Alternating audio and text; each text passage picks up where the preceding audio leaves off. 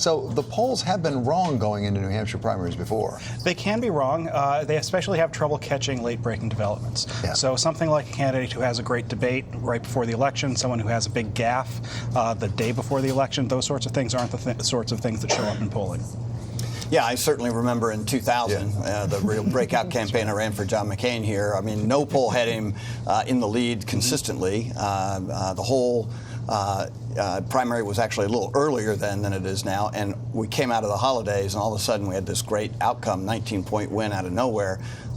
And talk a little bit about the momentum you think a winner of the New Hampshire primary can get, because certainly for us it changed the dynamic completely in South Carolina, which was 3 weeks later. What do you think will happen this time? Well, I think it depends on who wins and by how much. If Bernie Sanders wins, which we're all expecting at this point based on the polling, which could be wrong, if he wins by 10 points, I think that's a great benefit to his campaign. Yep. You know, he's been saying for 4 years that his movement is the future of the Democratic Party, but if you look at Iowa, he was stuck in a neck-and-neck race with the former mayor of South Bend. So if he's able to win a convincing victory here, I think that helps him in a way that Iowa didn't. On the other hand, if he's tied with Buttigieg again, I don't think that does him as much good as it would have otherwise. And if somebody like Warren or Klobuchar surges into second or even a very close third, I think that upends our understanding of the race the same way that Iowa did. And so we always hear about New Hampshire. It's not quite a closed primary. It's not an open primary either. So could you just explain what they mean by not closed and not open? Because most of us are one or the other. It's semi-open or semi-closed. If you belong to a party, you vote in that party's primary. If you don't belong to a party, if you're what is called here an undeclared voter, you can go to the polling place on Tuesday morning and ask for a Republican ballot or a Democratic ballot. Now, this year, there's not much of a Republican contest, so those undeclared voters could theoretically vote in the Democratic primary in pretty big numbers. Have you ever seen a situation where those undeclareds go over to, quote unquote, the other side and, sort of upend? I mean, to David's point about what can change the polls can be that huge number of undeclared that you have. Well, I think if you look at John McCain in 2000, that was a year where those undeclared voters played a pretty big role in his surprise victory in the primary that year. I think this year you're seeing a lot of the more moderate candidates in the Democratic field, particularly Mayor Pete, Amy Klobuchar, are trying to get those independent-minded, undeclared voters to vote in the Democratic primary, thinking that they'll find them a better alternative than someone like Bernie Sanders. It's interesting when you mentioned the more moderates. You didn't mention Vice President Biden.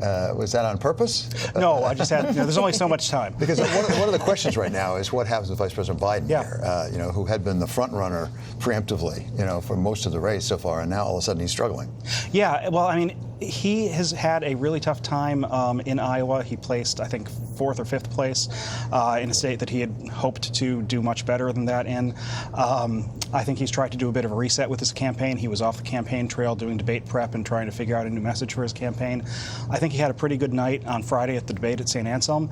I think the question is if that's enough. I think now that there are other candidates competing for that moderate lane of support, now that you have, this new phenomenon in the form of Mayor Pete, now that you have Elizabeth Warren trying to stake a claim on the race, it's really tough for Biden going forward, I think. These independents, they really are decisive sometimes when they move en masse. And in 2000, as you mentioned, we saw the move from Bill Bradley over to John McCain. And the driver there was campaign finance reform, right? I mean, John McCain showed up with a better plan and a more commitment.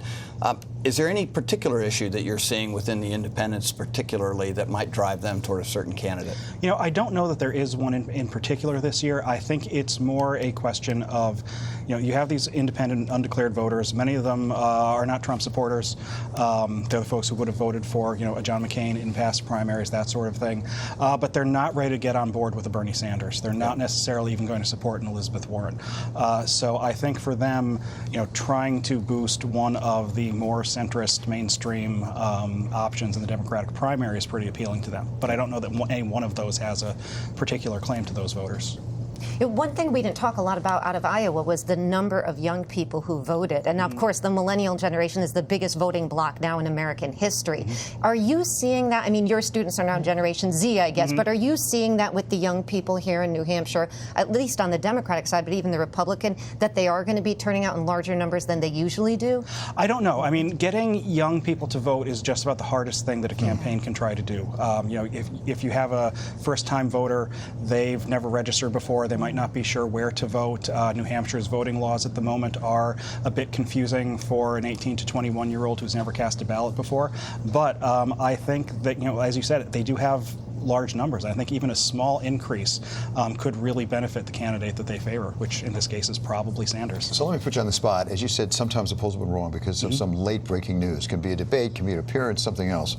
Actually, I think the Hillary Clinton crying in that diner in 2008 was an important thing.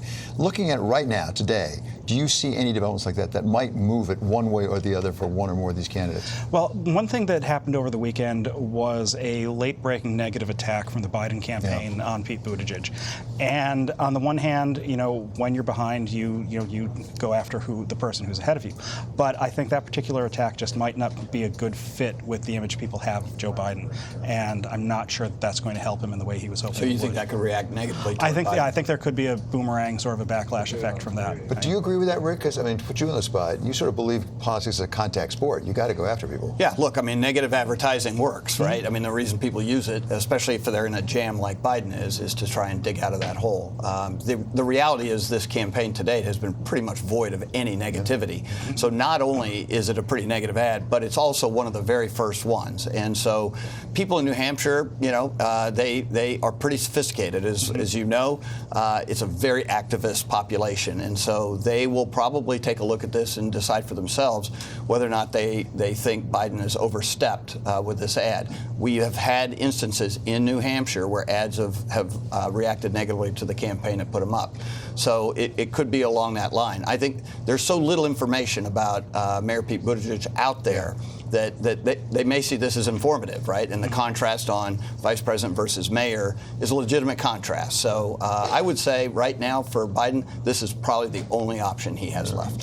What are you predicting in terms of your neighboring Senator Elizabeth Warren? We're hearing an awful lot about, obviously, Bernie Sanders, but she's got a lot at stake here, and she's well known. How do New Hampshire voters feel about Elizabeth Warren and her prospects? Yeah, and she spent a lot of time in the state, not just as a presidential candidate, but working for Jeanne Zaino in 2014, campaigning for Maggie Hassan and Hillary Clinton in 2016.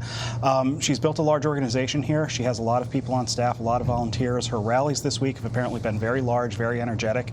So she might be poised for a surprisingly strong finish compared to what we saw in Iowa.